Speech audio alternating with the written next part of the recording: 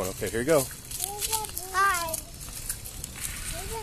My name is Rachel. I first ride my bike October 3rd, and today it is October the what day of October is it today? 15. 15th. That's what I thought.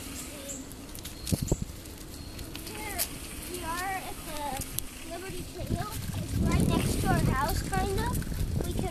We rode our bikes all the way here, and now we're riding our bikes. We rode our bikes all the way down the trail, and now we're going back up. It seemed a lot faster than it was when we walk. It goes all the way from our house to Dover Court to Liberty Drive. It's a long way, but not really. On bikes, it isn't. How you doing, Eli, back there? You want to say something? What? You want to talk to the camera? Yeah.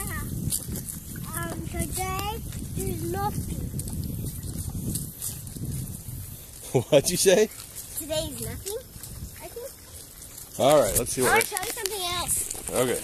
I can ride one-handed, like this. Oh, not quite strong, right? Yep. Yeah. Yeah, I guess it's a little bit. If I watch where I'm going. See? Look. All right, here comes a bump.